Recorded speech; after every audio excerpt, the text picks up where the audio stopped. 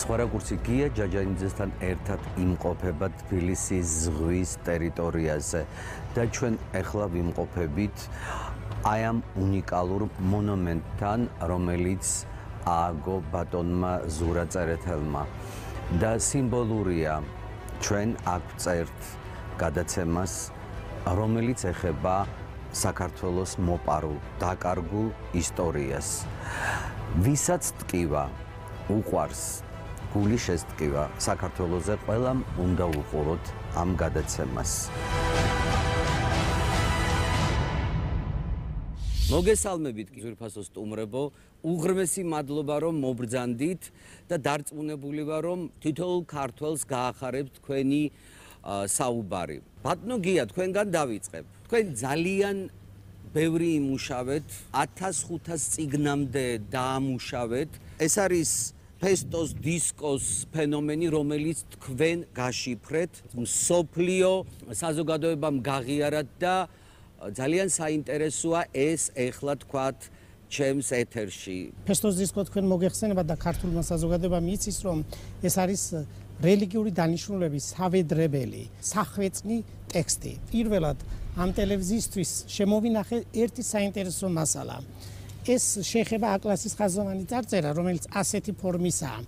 ამ ტექსტებში აღმოჩნდა, ეს ტექსტი არის ქრისტემდე 1700 წლის წინ, ანუ დღეიდან 3700 წლის წინანდელი ტექსტია. ეს აღმოაჩინა სერ არტურ ევანსმა კუნძულ კრეტაზე. ამ ტექსტში აღმოჩნდა 1500 წარწერაში მედეა, აიეტი, იასონი, კოლხეთი, აია ნამდვილად ფიქსირდება.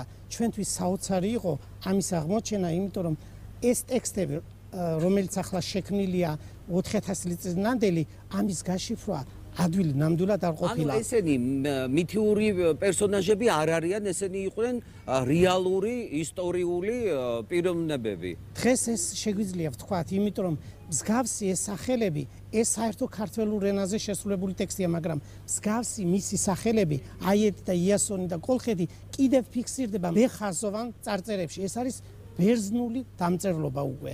დეტალები გვეხსნება ამ მხრივ, რომ ქართულ სახელმწიფოს ისტორია ნამდვილად ჰქონდა ქრისტემდე 2000 წელი. აქ არის ანთროპონიმი 500-ზე მეტი ქართველური წარმოშობის. კრეტაზე როგორ აღმოჩნდა ეს ყველაფერი?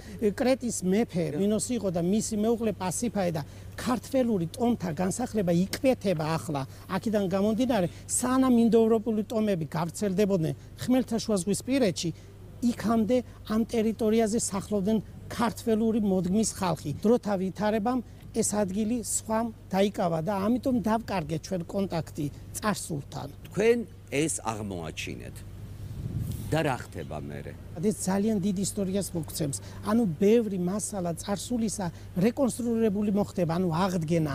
ჩვენ ადგილს ვიპოვით ამ სოფლიოს დიდ ერებს შორის. ჩვენ რაც წარმოვადგენდით ევროპის საძირკველთან, ანუ ევროპის დასაწყისში, კუნძულ კრეტაზე მოხდა სწორედ ევროპის ჩასახვა. თქვენ მოგეხსენებათ, რომ ზევსმა მოიტაცა ევროპა, ქალღმერთი, აქედან იწყება ისტორია მთელი ევროპისა და კავკასიისა. ფაქტობრივად ჩვენ არ უნდა ვიტრაბახოთ ამითი, რომ მაგრები ვართ, არამედ რეალური ისტორია გვაქვს. ევროპა და ამერიკა თუ იცნობს ამას ყველაფერს? ჩვენ თემას? დიახ. ჩვენ თემა წაკითხული იქნა, როგორც სამეცნიერო კონფერენციაზე, სოფლიო კონგრესი გაიმართა ინგლისში, სამეფო აკადემიაში, ბრიტანეთის სამეფო აკადემიაში, ლონდონის სიძველეთა საზოგადოებაში. სპეციალისტები იყვნენ იქ შეკრებილი 42 სპეციალისტი. იქ მოვახსენეთ ჩვენ 2008 წელს. მის შემდეგ ჩვენს შესახებ მასალები დაიბეჭდა სპეციალურ წიგნში. ეს არის კემბრიჯში გამოცემული წიგნი ქვები მეტყველებენ. და აქ ჩვენზე საკმაოდ ბევრი მასალა არის შეტანილი. 400 გვერდიანი წიგნია, 250 გვერდი ამ მასალების გარჩევას ეხება. ასევე გამოვიდა ირლანდიაში ენციკლოპედია, ატლანტიპედია, სადაც ფესტოს დისკოსა და აკლასის ხაზოვანი წარწერების ამოკითხვა ამ მეცნიერის მიერ აღიარებულია როგორც საერთო ქართულ ენაზე შესრულებული. მას აქვს დიდი წონა ამ მასალებს, რომ თელმა ევროპამ გაიგოს. ეხლა ამ ცივილიზაციას სახელი ერქმება, სახელი, ანუ მინოსური ცივილიზაცია არა, ქართველური ცივილიზაცია. ქართველი მეცნიერები როგორ იღებენ თქვენს აღმოჩენებს. ბევრი საწინააღმდეგო მოსაზრებაც გამოითქვა და ეს ასეა საერთოდ მეცნიერებაში, მაგრამ საკმაოდ ყარად გავარ ჩვენ, იმიტომ რომ ეს არის კაცრი ლინგვისტური მეცნიერული გამოკვლევა. სერიოზული დაპირისპირება არ ქონიათ ჯერ. მეცნიერებაში საერთოდ დაპირისპირება უნდა იყოს და კრიტიკა. ბატონ მურმან, უსმენდით ბატონ გიას და თქვენ ამ თემაზე გაქვთ მოსაზრებები და ძალიან მაინტერესებს თქვენი მოსაზრება. ბოლო ათწლეულში ასეთი რამე რაც გააკეთა გიამ რომ გაშიფრა და წაიკითხა ესეთი რამე მე არ მგონია რომ ვინმეს გაეკეთებინა და პირადად ჩემთვის ორმაგი სიხარული იყო როცა მე პირველად გავეცანი ფესტოს დითო ჯერ ეგერთი სასიხარულოა რომ იგებ რომ იეროგრაფიული დამწერლობები ნახატნიშნები დამწერლობა რომ უძველეს საქართველოში თუნდაც კოლხური დამწერლობების სახით არსებობდა რომ ქართველები ფლობდნენ ამას კოლხები რა უძველეს რაღაც დამწერლობას მაგრამ ჩემი სიხარული მაინც რაზე გავიდა იცით როდესაც მე პირველად გავეცანი გიას ნაშრომს გავიდა იმაზე რომ მართალია გიამ წაიკითხა მაგრამ ეს საქმე მაინც ბოლომდე უნდა იქნას მიყვანილი და რას გულისხმობ ეხლა მე ბოლომდე მიყვანაში კი წაკითხულია აი წერია ტექსტი მაგრამ ვიცით კი შინაარსი რა რაზეა ლაპარაკი იქ ლაპარაკი არის რაღაც დაფარულ ტაძარზე რომ აი დაფარეთ ტაძარი დაფარეთ დედის ქვეყანა ლაპარაკია იმ მოგიზგიზე ტაძარზე გასხივოსნებულ მიხვდით ხო რა ტაძარზე მე ყოველთვის აი როდესაც ეს ტექსტებს ვეცნობი აი ბიბლიაში ყოველთვის მიმყავს ერთ ხარეზე ხომ სად არის ეს ყველაფერი რა ის რომ მე გამოგონილი იყოს რაღაც დაფარული ტაძარი, რაღაც მოგიზგე ტაძარი, ეს გამორიცხულია, იმიტომ რომ ეგ რაღაცა საიდუმლო რაღაცა არის. ის რომ საიდუმლო არ იყოს, ვინ გააკეთებს ოქროს ყალიბს, ვინ ჩამოაყალიბებს ეს თიხის ფირფიტას და მე გამოწვავს რომ ეს ქონოდათ ისე. იქ წერია, აი დაფარეთ ტაძარი. რა ტაძარი რატო უნდა იყოს დაფარული? რა ტაძარზე არის ლაპარაკი? სად არის ეს მოგიზგიზე ტაძარი? როგორ ფიქრობთ, სად არის ეს ტაძარი? აი მე გეტყვით რა. ეს ტაძარი, ეს მოგიზგე ტაძარი არის მიწის ქვეშეთში. ის დედამიწის ზედაპირზე არ არის. რაც ცვლის იმ აგებულობას დედამიწის, რასაც დღეს თავაზობენ მეცნიერები. იმიტომ რომ მეცნიერები რასაც თავაზობენ, მე როგორც ფიზიკოსი კაცი, მეც ეგრე ვასწავლედი იყო დრო, რომ შიგნით რაღაც არის. აი ჩემო ბატონებო რა, თუ ამას ნახავ, დედამიწას აქვს აი ესეთი აგებულობა. ვინც ისევ კлау გადახედავს შუმერებს. ისევ გადახედავს ბიბლიურ ტექსტებს, ისევ გადახედავს ეგვიპტურ ტექსტებს და კარგად დააკვირდება, აუცილებლად მივა აი ამ სქემასთან, რომ არსებობდა მიწის ქვეშეთის ცივილიზაცია. შიგნით არის სამყარო. სამყარი, თქვენ გახსოვთ ბიბლიას იწყება, ღმერთმა შექმნა ცა და ქვეყანაო და ყველა დაიჯერა დედამ ამაზე მე თქვენი წიგნი გულდასმით წავიკითხეთ და თქვენ ბიბლიის ტექსტებიდან მიდიხართ ამ დასკვნამდე. რა თქმა უნდა, ფსალმუნები, ბიბლიის ტექსტები უბრალოდ აი ყველამ ბევრი ადგილი გაატარა რა. მე მინდა მაყურებელს ცოტა დაწვრილებით გააცნოთ აი ეს როგორ მიხვედით ამ დასკვნამდე. ბიბლია იწყება ესეც, შექმნა ღმერთმა ცა და ქვეყანა. მაგრამ იქვე იძახის რა. ცას უწოდა მყარიო. ეგ გეკითხებით ატმოსფერო მყარია. აი შუმერში რა თქმია? ო შუმერო კოსმიურო მხარე. წარმოიდგინეთ ერაყის ტერიტორია, კოსმიური მხარე. მადლიანი შუქით განათება. რა მადლიანი შუქით არის განათებული ერთი მაინტერესებს რა. ჩვეულებრივ ზიანათებს იმას. წიაღი შენი ღრმაა და გამოუძიებელი. მადლიანი ტაძარი შენი ცას წვდება. მე დავიწყე შესწავლა ესეთი ტექსტების, რომელსაც მოუწოდებს სულ ყველას. მაგისთანა ტექსტები არ დევს, ვაფშე დედამიწაზე რა. ეს არის ზურმუხტის სუზლებები. ეგ დაწერა, რომელიც ცნობილი არის პიროვნება თოთ ატლანტი, რომელიც მელქისედეკით არის ცნობილი ბიბლიაში რა. მაგაზე პავლე მოციქულიძე შეიძლება წაიკითხოთ რა. და აი სწორედ აი მაგ ზურმუხტის სულებებში არის აღწერილი ეს მიწისქვეშა სამყარო და იქ აღწერილი არის წარღვნის თემა. მეცნიერებმა დაკლეს ერთმანეთი, რომ იყო თუ არა წარღვნა დედამიწაზე რა. ეს პასუხი ამაზე გაცემული არ არის. დამიჯერეთ 21 საუკუნეში ადამიანები, რომლებიც ჯერ კიდე დავიჯერებთ იმას, რომ მოვიდა იმხელა წვიმა, რომ 8 კილომეტრიანი ევერესტი 15 მეტრი დაფარა. ნუ ეხლა ისიც რა არის, ამ ბავშვებს მე ჩვენ რატო უნდა რაფერ უნდა ვასწავლოთ, ან ჰიდროდინამიკა არ ამე ის წნევა ჯერ წერერებს რას უზავდა. მე ეს ცხოველების შეყვანაზე ხო საერთოდ ლაპარაკი ზედმეტია ხალხნო რა. ბატონგია როდესაც თქვათ ფიზიკაში გვასწავლეთ ერთს და ირკვევა რომ დღეს არის სხვა რა და ძალიან ხშირად ეს დღეს რაც ირკვევა ემთხვევა ძველი თეოლოგებისას, რომელსაც გვიკრძალავდნენ. აი ეგ უკვე ჩდება შთაბეჭდილება, რომ დაკარგული მოგყარეს ისტორია.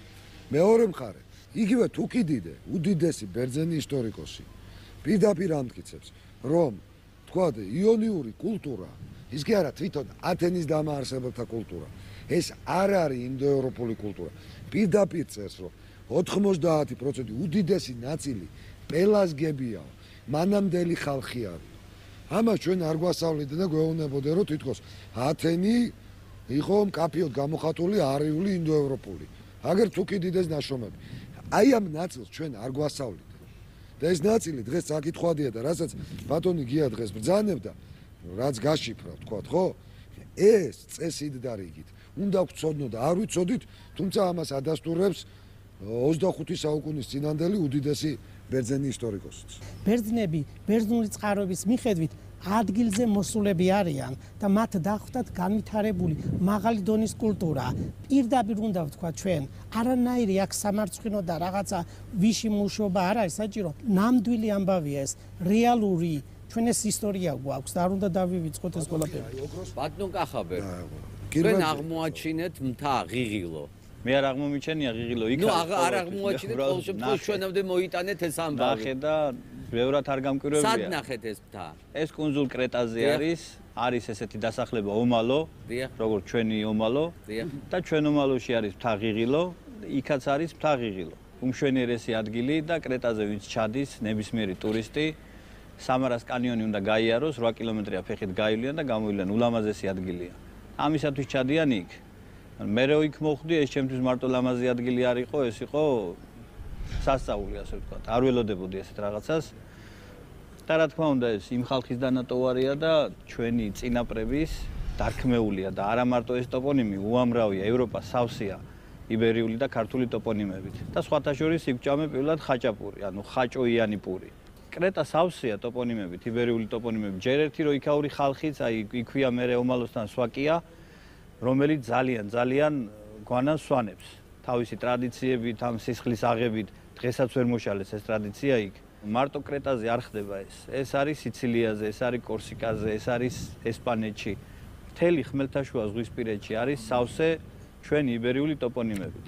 სიმღერები, მუსიკა, უამრავია, აი ყველაფერი, ცეკვები, ტრადიციები, დღესასწაულები, ეტრუსკებმა რო შექმნეს მთელი რომაული კულტურა და იტალიაში რაც კი არსებობს, ესე ცნობილია. ეხლა დღეს ჩვენ ამ რეალობაში შეგვიძლია წავიდეთ და გადავიღოთ ეს ყველაფერი იქ არის, არსად არ წასულა. და ხალხი ამ ტრადიციებს ინახავს. არის კუნძული კიდე იკარია, რომელიც ქვევრებში აყენებს ღვინოს. ევროპაში ესეთი რაღაც არ ხდება არსად ჩვენს გარდა. კავკასია ყოველთვის იყო კატალიზატორი. ცივილიზაცია აქ დაიბადა და ცივილიზაციის აკვანი არის კავკასია. რაც კი რამე ცივილური ადამიანისთვის არსებობს, მიწათმოქმედება იქნება ეს მეცხოველეობა თუ ნებისმიერი სხვა წიაღისეულის მოპოვება და ასე შემდეგ. ყველაფერი აქ იღებს სათავეს კავკასიაში. და დღესაც კავკასია კიდე გააკვირვებს მთელ მსოფლიოს, ამაში დარწმუნებული ვარ, რადგან 90-იანი წლებიდან დაიწყო დნმ-ის კვლევა, მივიდნენ აქამდე ადამიანები.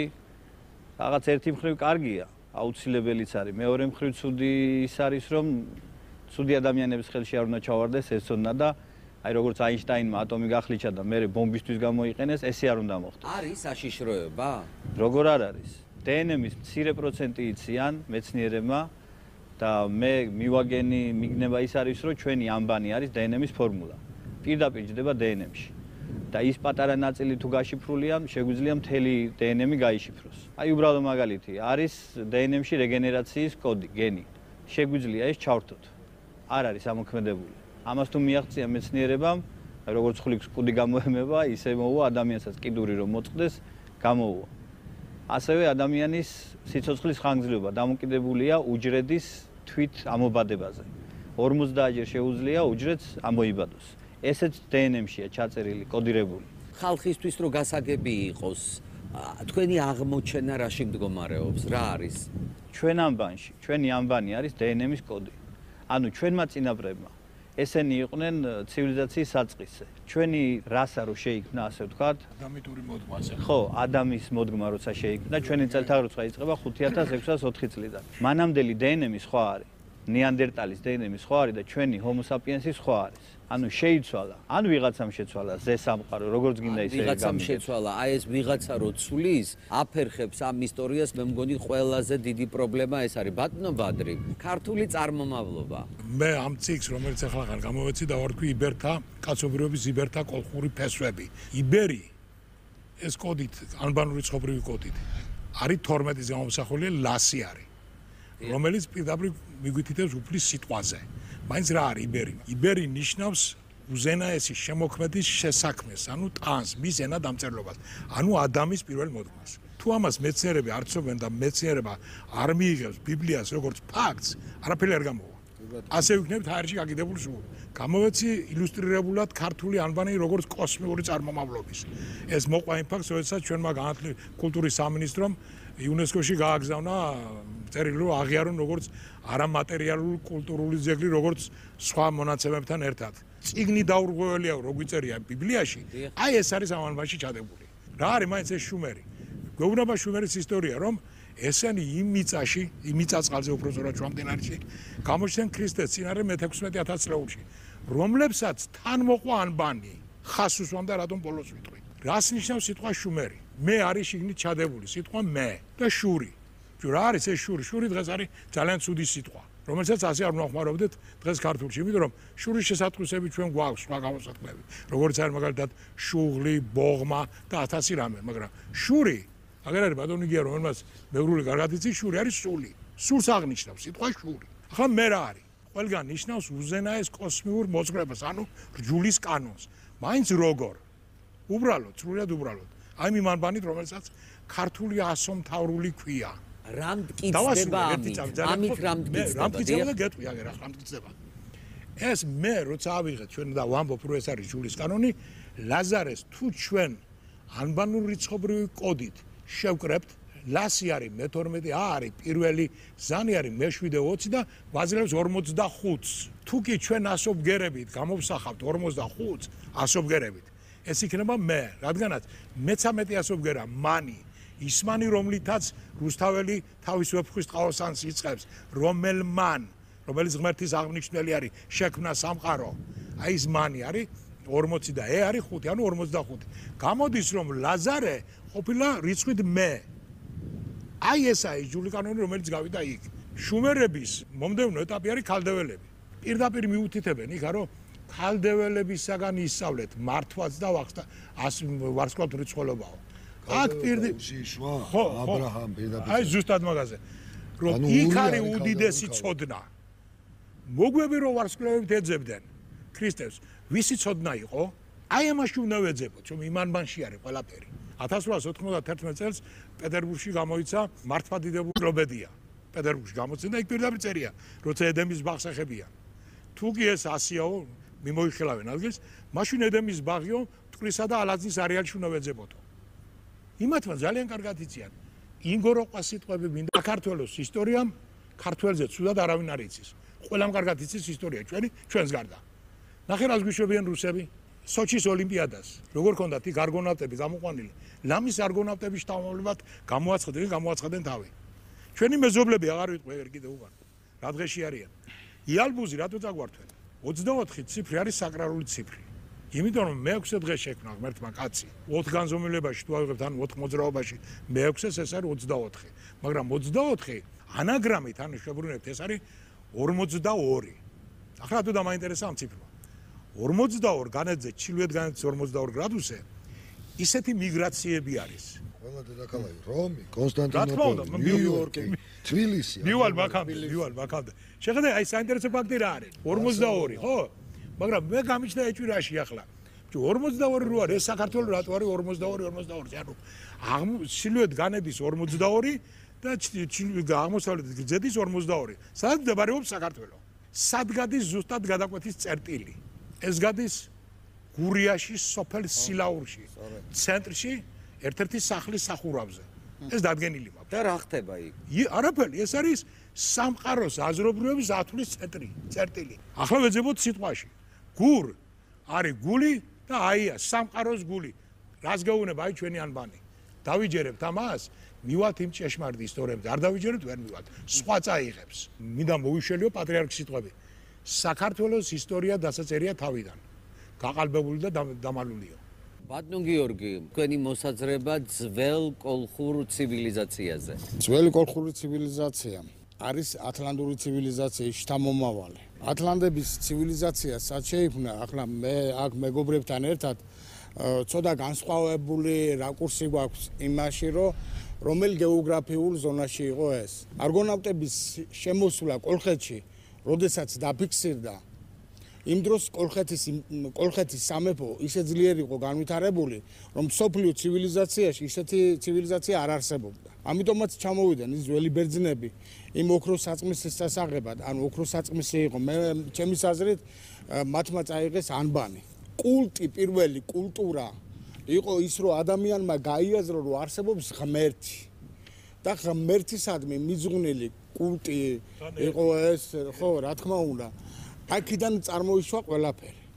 სად იყო ათლანტების ცივილიზაცია? ჩემის აზრით, ეს ცივილიზაცია იყო სადაც ეხლა ხმელთაშუა ზღვის ტალღებია, ეგეოსის ზღვა არის. სხვათა შორის ათლანტები არის ქართული სიტყვა. 10 ლანდი. ანუ 10 ძველ ქართულად იყო დიდი, 10-საც ნიშნავდა, მაგრამ ძლიერსაც ნიშნავდა. ანუ 10 ლანდები. ვინ იყვნენ ეს ლანდები? ადამიანის წარმოშობა ეს ხდებოდა ზებუნებრივი ევოლუციით. ანუ კოსმიური ჩარევით. შეიძლება ეს უცხო პლანეტელები იყვნენ. ანუ იყო ჯერ ჰომო. ანუ ისეთ თქმა გინდათ. ჰომო, რა თქმა უნდა, შეიძლება რომ პლანეტელები, რა თქმა უნდა, ჩაერიგნენ. მოდი ასე, უბრალო მარტივი რაღაცა კი, ბატონო. მერთმა შექმნა სამყარო, ხო? ბიბლიაში წერია, რომ წარღვნა მოხდა 3200 წელს ჩვენ წელთაღრიცხვამდე, ხო? დაახლოებით 5300 წელს დაიწყო ადამიანი ისეთი ადამიანის ცხოვრება, როგორც ჩვენ ვართ. ანუ მე მაგას ვუძახი სამვარსკვლავიან ადამიანს, Homo sapiens sapiens. შემდეგ რა, გადის 2000 წელი და 3200 წელს ხდება წარღვნა. წარღვნა რომ ყოფილიყო, ხო არ იქნებოდა ასეთი მითი. ეს უბრალოდ თქვა. მოდი გავიხსენოთ, მაშინ შუმერული მითები გავიხსენოთ. იქაც აყავთ იმათ ნოე, ესე იგი მოხდა. მაგრამ აქ მთავარი რა, ისი ბატონო გია, გეოგრაფიულად როგორი იყო დედამიწა? ანუ ზღვის დონე სადამდე იყო მაშინ. წარღვნის დროს მოხდა ისე რომ რამოდენიმე ასეული მეტრით აიწია ზღვის დონე. ბატონო გიორგი, აი ამით ყველაფრით, რასაც თქვენ ამბობთ, რა მტკიცდება ამით? მე ამით იმას ვამტკიცებ, რომ პირველი ენა, პირველი ანბანი და საერთოდ პირველი აზროვნება, პირველი ცივილიზაცია იყო ქართული. არ უნდა შეგვეშინდეს იმით, რომ ჩვენ ვთქვათ, რომ ათლანტები და ათლანტების ცივილიზაცია იყო ქართული. სხვათა შორის ურის მთის დაღუპვა და არგონავტების წასვლა, რატო გაიქცეთ არგონავტები აიეთს ხო დიდი ფლოტი ყავდა, ვთქვათ ასე, უბრალოდ ვილაპარაკოთ, ხო? რატო? იმიტომ რომ იმ დღეს მოხდა ურის მთის ამოფრქვევა, რომელმაც საერთოდ დაღუპა ეს. საწერია ეს. საწერია და ეს არის ჩემი აზრი არის. არა, რატო ვიძახი? თქვენი აზრი კაია, მაგრამ არსებობს ისტორია. ანუ ის რომ ბიბლია წერს რომ ყველაზე მაღალი მთა 15 წლით დაიფარო, ამას არ ეთანხმებით. რა არის ახლა იცი? ყველაზე მაღალი მთა გააჩნია იმათვის რა იყო ყველაზე მაღალი მთა? დედამიწაზე? ხო, იმათვის რა იყო ყველაზე მაღალი მთა? მანდა მაინც ევერესტი და ჯომოლუნგმა და ან არარატი იყო? თქვენ გეკითხებით, იცოდენ მაშინ ისა რომ ყველაზე მაღალი მთა? თუ ის კომპიუტერი ბიბლიის დამწერი იძახა. არა, რა მნიშვნელობა გქონა? მე გეუბნებით რომ ღმერთი იცოდენ რა იყო და თუ ცოდნაზე წავა ყველაზე მაღალი მთაც იცოდენ. ბასილი დიდ პირდაპირ აქ დედამიწის გარშემო წერილობა რამდენი კილომეტრია ეს უწერია. რა ფორმა აქვს ეს უწერია? გეოლოგიურად მინიმუმ იოანე დამასკელს 500-600 მეტრის სიღრმემდე შეიძლება ჩავიდეს, ისეთი აღწერა აქვს თავისივე ნაშრომში. ასე რომ ერთზი იცოდა. ბატონო კიაზო, თქვენ ბრძანდებით აკადემიკოსი, პროფესორი, მკვლევარი და არქეოლოგი ყველაფერი ხართ. მე მაინტერესებს აი ამ კუთხით ისაუბროთ. ერთი წლის წინ სატელიტური გადაღებებით აღმოჩნდა უძველესი ქალაქი. ფიზიკურად არსებობს ეს. გალავნით არის შემოზღუდული და თავდაცვითი თხრილით გალავნის სიგანე არის 7 მეტრი. ეს გახლავთ მე-13 საუკუნეა ქრისტემდე. შუა შირაქშია, რომელიც არ ვიცი, ხვალზე გიქნება თუ არა. ხო და აი ამაში ჩვენ ჩავთეთ მსოფლიო მეცნიერები, იმიტომ ჩვენი დაფინანსება ძალიან პატარაა. 15 ჰექტარია გალავნით შემოზღუდული. თითქმის სამხედრო სამაროვანი აქვს. ეს ეთყობა უდიდესი ქალაქია დღეს კავკასიაში, რაც ვიცით. და უძველესი ქალაქია. რა ეტაპზე ხართ ახლა? დავიწყეთ ქალაქის ტერიტორიაზეც მუშაობა, ჩრდილო დასავლეთ კუთხეს ვთხრით, ირგვლივ უშველებელი თხრილი აქვს თავდასვითი, კარიბჭეა, 10 მეტრის სიგანის კარიბჭეა და ახლა აი ამ საქმიანობით ვართ დაკავებული. შეიძლება აღმოჩნდეს, რომ ჩინეთის კედელს უახლოვდება თუ მეტიც? არა, ისეთ არის ჩინეთის კედელი უფრო ახალგაზრდა, ასე ვთქვათ, და უფრო ვიწროა. ის სულ სხვა ნაგებობაა. ამას სრულიად სხვა კონსტრუქცია აქვს, ის ქვით არის აშენებული, ეს ხის კონსტრუქციებია ძირითადად და თიხა. როცა თქვენ ამას მიიყვანთ ბოლომდე, რა შეიძლება დადგინდეს? არ მივიყვან მაგას ბოლომდე, ეთყობა შთამომავლობა მიიყვანს. მაგრამ აქ არის ერთი ამბავი, ისეთ არის, რახან ესეთი ქალაქია მე-13 საუკუნის, ხო? ისტორიული წყაროების მიხედვით და ლიტერატურის მიხედვით ჩვენი სახელმწიფო იბერია წარმოიშვა მე-4 საუკუნეში. ეს მე-13 საუკუნეა ქრისტემდე. ძალიან დიდი მნიშვნელობა აქვს იმდენად, რომ ეთყობა ჩვენი ისტორია ბევრად დაზვერდება კიდევაც და შეიცვლება. აი თქვენ დნმ-ზე ლაპარაკობდით და დიდი ეჭვები გქონდათ ამასთან დაკავშირებით. ირლანდიელები მუშაობენ ჩვენთან 30 თავის ქალაზე იღებენ დნმ-ს, იმიტომ რომ თქვენ ძალიან უნდა მოგეხსენებოდეთ, რომ ეგ ტერიტორია სადავოა. სადავო რომელი ტერიტორია? მთლიანად კახეთი. სადავო ვისთვის? არაგვამდე. ოფიციალურად იწერება ეგ სოფლიოში, რომ აზერბაიჯანი ჯერ იცით ხო რა სახელმწიფოა? ზიალენინმა შეკრა. ეგ ჩემთვის ალბანეთი იყო და აზერბაიჯანი არ არსებობდა. სადავო ერთი წუთი, იქამდე ალბანური სახელმწიფო იყო. ალბანეთი. ქრისტიანული, ხო? ხო და საზღვარი, ისტორიული საზღვარი. თავიანთი არაგვზე გადააქვთ. ვის? ჩვენ მეზობელ აზერბაიჯანს. არა, იცით, სასაცილო არ არის. დღეს ამ ორი დამიგდეთ, ეს სასაცილო აღარ არის. იმიტომ რომ მაგ ტერიტორიაზე დღეს ანექსია უკვე ჩატარებულია. ცოცავი ანექსია განხორციელებულია, იქ ქართველები აღარ არიან. აზერბაიჯანელები. იქ არის იმდენი სოფელი, რამდენი ბინაც არის მესაქონლეთ. ჩვენ იქ რომ მუშაობთ, ჩვენ იქ უნდა ვიყოთ. სიკვდილამდე იქ უნდა ვიყოთ, იმიტომ რომ ეგ ტერიტორია დასაცავია. მთელი საქართველო დასაცავია, მარტო ეგ ტერიტორია კი. რას ვაკეთებთ? მე ბატონო. ყველა მხრიდან რას ვაკეთებთ და არქეოლოგიურ გათხრებს. მე არქეოლოგიურ ვაწარმოებ, არქეოლოგიურ გათხრებს და უნდა დავადგინო ვისია ის ცივილიზაცია. ის იმათ მას ბევრი დრო უნდა ბატონო, ბევრი დრო უნდა ამის დადგენას. ეთყობა არა, იმიტომ რომ ჩვენ ჩავრთეთ ახლა სამეცნიერო ცენტრები მსოფლიოსი, რამდენიმე ისინი გვეხმარებიან ძალიან, წელიწადი, 2 წელი მეტი არ გვინდა. თუ მიგვიშვეს იქამდე. მართლა მაინტერესებს და იქნებ მითხრა თქვენი ვარაუდი. რატომ არავინ არ ინტერესდება იმ თემით, რასაც ქვია ეს მოპარული, დაკარგული, მიჩქმალური ისტორია, რომლის გამოც შეიძლება ჩვენ ძალიან დიდი ცოდნა მოვიპოვოთ. აი ის ცოდნა, რასაც განს ვეძებთ. ჩვენი ადგილი დავიკავოთ მსოფლიოში და ბოლო-ბოლო თქვათ ვინ ვართ და ამაში დაგვეხმარო სახელმწიფო. რატომ აი მაინტერესებს პირდაპირ მინდა რომ თქვათ. აი ახლა მე ერთ რამეს გეტყვით. მე ახლა ხამ საუბრობდი რომ აღმოჩნდა უდიდესი ცივილიზაცია, ეს კოლხეთის თანადროული ცივილიზაცია აღმოჩნდა იბერიაში. არის გონიათ ეს ბევრმა იცის? ოფიციალური წერილებიც დაიწერა. დიახ, დაიწერა პრემიერ-მინისტრის სახელზედაც. აკადემია მიწერა სულ ყველას. ნული ინტერესი. საერთოდ ერთადერთი მე ახლა გეტყვით და ამას თამარ თქმა შეიძლება. ერთადერთი იყო თამარ აი წინა მინისტრი. სანიკიდე, თამარ სანიკიდე. თამარ სანიკიძე, რომელიც გვერდზე დაუდგა და იმის დაფინანსებით ითხრებოდა ეს ძეგლი. სხვა ინტერესი ნებისმიერ ქვეყანას ესეთი ქალაქი რო კონდეს 3300 წლის წინანდელია რა, რაღაც ყურადღებას გამოიჩენა. არავის არაფერი არ აიწერეს. იცით რა შეა საქმე? რატომ მეკითხებით? მე გეტყვით კიდევ უარეს. სახელმწიფო კი არა. იქაური მუზეუმის თანამშრომელი არ ჩამოსულა 3 წელია. 9 კილომეტრია სულ. რაშია საქმე?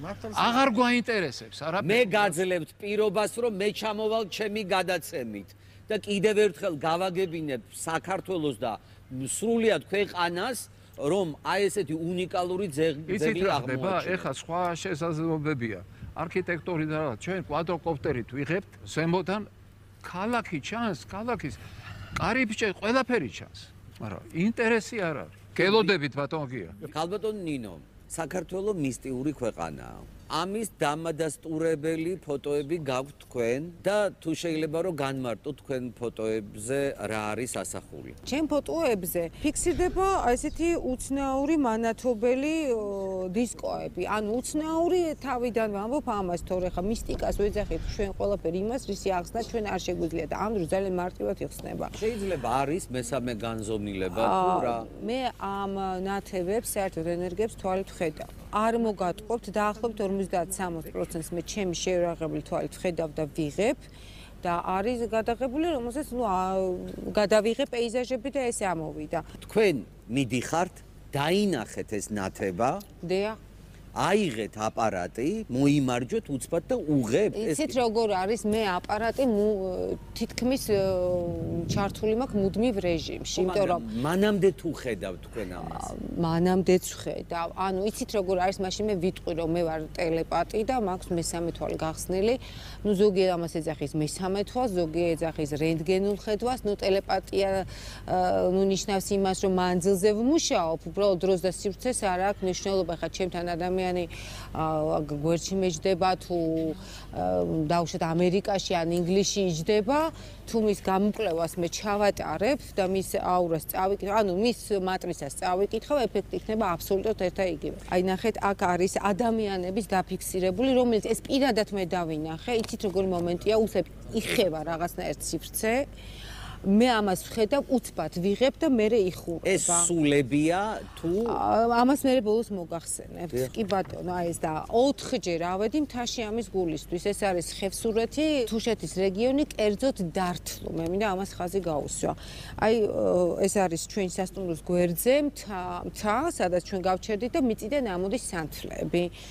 აი ეს მიწიდან ამოდის სანთლები, მერე გავადიდებინე და აი აქ არის სამკუთხედი, წვერით ქვემოთ და შუაში არის თვალი ჩახატული. ქალბატონ ნინო, გასაგები აი რა არის იცით? ნახეთ. აი სალოცავებთან დაფიქსირებული. როგორც მე ამიხსნეს, ნუ მე შევდივარ ნოოსფეროში, დედამიწას, ანუ სამყაროში არსებობს გლობალური საინფორმაციო ველი. ზოგი ამას ეძახის ნოოსფეროს და მე შემიძლია გამოვიტანო ნებისმიერი ინფორმაცია ნებისმიერ საკითხზე, ანუ არ არსებობს უპასუხო შეკითხვა. იქ მიცვალებულზე იქნება ინფორმაცია, აი ნებისმიერი ინფორმაცია ჩემზე, თქვენზე, ყველაზე ფიქსირდება, ჩვენი აზრი, მოქმედება, ყველაფერი, არაფერი არ იკარგება. მე დავსვი შეკითხვა ასეთ ფიზიკოსებთან სხვათა შორის, რომ აი რატომ მაინდა-მაინც მე და არა ვთქვათ სხვა. მათ მითხრეს, მოდი ჩავატაროთ ესეთი ექსპერიმენტი და რომ წახვალ გადასაღებად არას, გვერდზე მხოლოდ 100 მეტრის რადიუსში დაიყენე პიროვნება და შენ დაუდექი გვერდში და გადააღებინე მას ფოტოები. ნუ მე მართლაც ესე გავაკეთე ერთხელ და აღმოჩნდა რომ მის აპარატზეც დაფიქსირდა. როცა ჩამოვიტანე ესე ამიხსნეს რომ აი შენ გაქვს განსაკუთრებული ენერგეტიკა, რომელიც შედის რეზონანსში, მე გადავცემ, ანუ ჩემ ენერგუველს ჩემ გვერდზე მყოფს, რომელიც რეზონანსში მოდის აი იმ ადგილებში, სადაც მე ვიმყოფები, ნუ რაღაცა კვანძების გახსნა ხდება თუ ასე შემდეგ რაღაც, აი ეს ყველაფერი ჩანს. არის ასეთი ჟურნალი მითი და ტრადიცია, ბატონი კობა არაბულია მისი რედაქტორი და იქ წავაწყდი ძალიან ისეთ არაჩვეულებრივ მითს, რომელიც გვეუბნება, ანუ ანდრეზული გადმოცემა, რომელიც გვეუბნება, რომ აი ამ რეგიონში არის დედამიწის შუა სამან. ერთ-ერთ მთაზე, ესე იგი არის ესეთ რაღაც, რომ სროლის მთაზეო, ათენგენობის დღესასწაულზეო, დიდიო ნათება ეცემოდაო ამ მთას ათენგენობაზე და იქ თავისით ინთებოდნენ სანთლებიო. ნუ აი ეს ფოტოები მე რომ მქონდა და ეს მითი რომ წავეკითხე, მე ინტერნეტში უამრავი მითი ვნახე. აი მართლა გავშრი. ანუ ესე იგი გამოდის რომ ის ჩვენი მითები, ის ანდრეზები, რასაც ჩვენ გვასწავლია, ნუ ფაქტიურად მართალია, ეს დასტურდება. მართალია. ეს მართალია, იცით როგორ არის, რომ აი პლატონი ჩვენ ხომ გვასწავლის, რომ საერთოდ სამყარო მოწყობილია ოქროს კვეთის პროპორციით, პრინციპით. რომ გადავხედე გეოგრაფიულად და ეს არეალები შევავიწროვე, არა?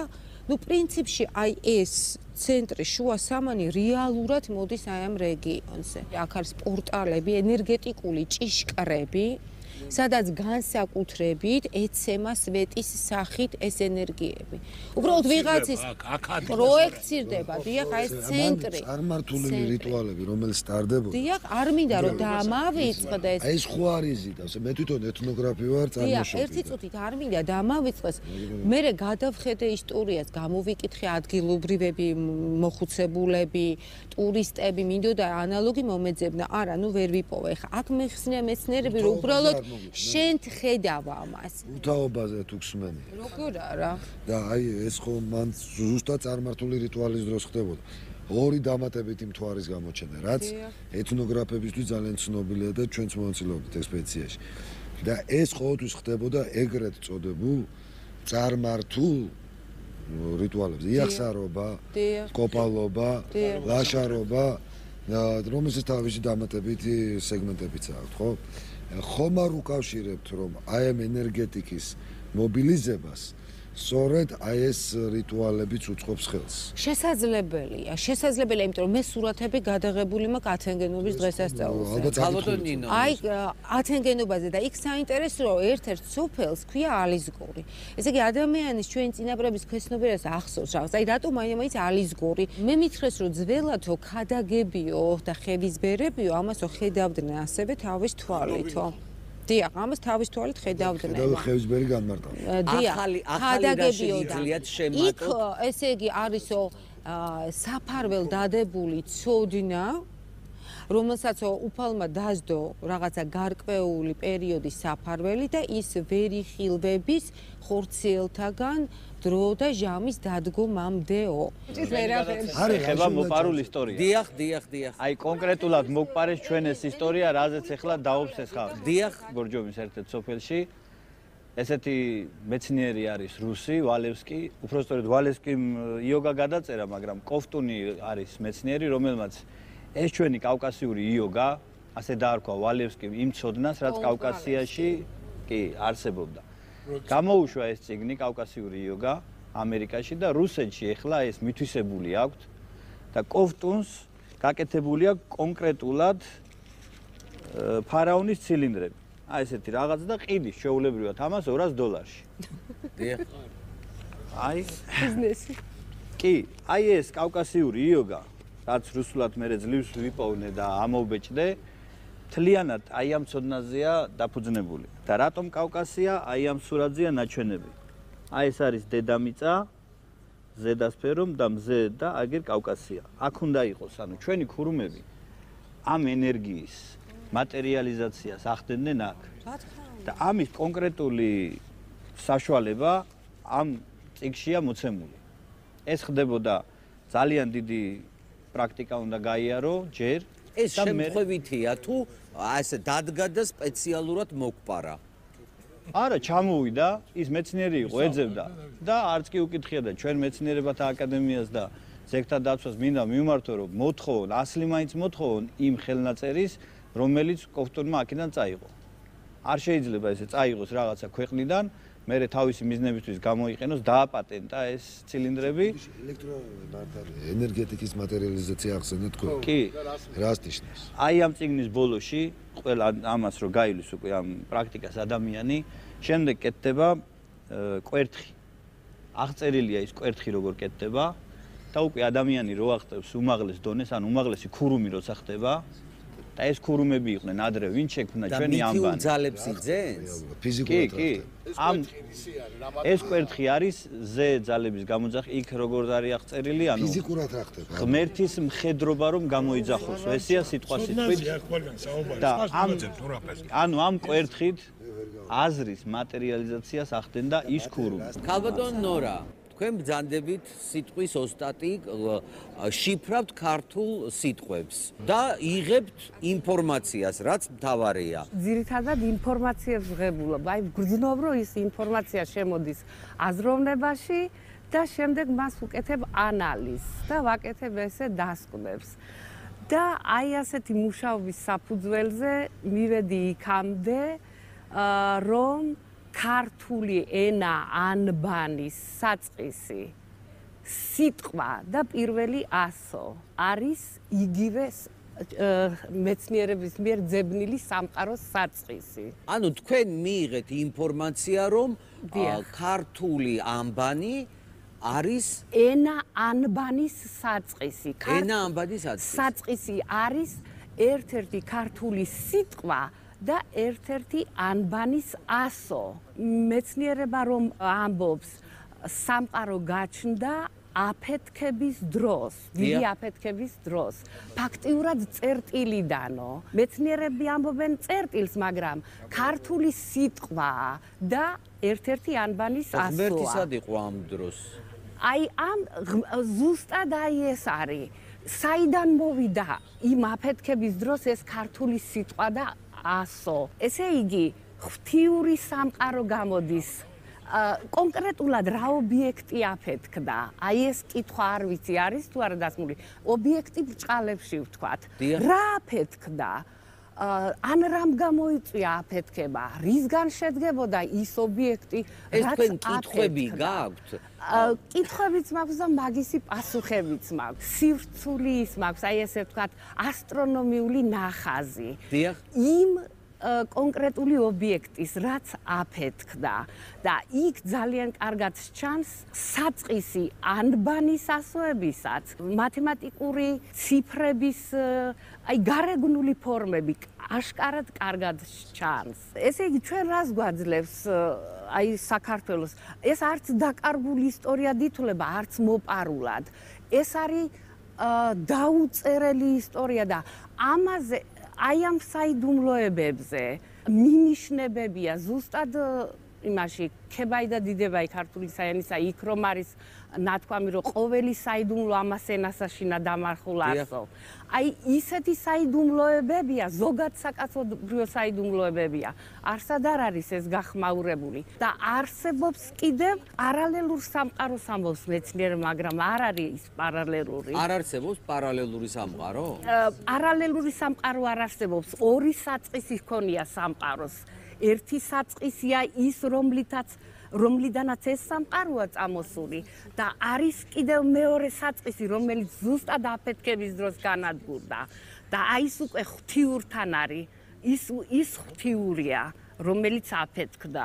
ბატონებო, ეს საუბარი არ შეწყდება დილამდე. ჩვენ ძალიან ბევრი მოსაზრებები გვაქვს, ჩვენ არ ამოვწურავთ ამ თემას პერიოდულად. აი ამ დაკარგულ მოპარულ ისტორიებზე, რომელიც ჩვენ არ ვიცით და ძალიან ბევრი საინტერესო რეალური, ირეალური ჯერ არ ვიცით ჩვენ. ჩვენ ვაგრძელებთ ტელეკომპანია იმედი ყოველთვის გააგრძელებს ამ თემას. ჩვენ ალბათ ვიპოვით ჩვენს ისტორიას და მივაკვლევთ სწორ გზას. ეს იყო სხვა რაკურსი გია ჯაჯანიძესთან ერთად. დიდი მადლობა მობრძანებისთვის და ყოველ ხუთშაბათს გვიყურეთ.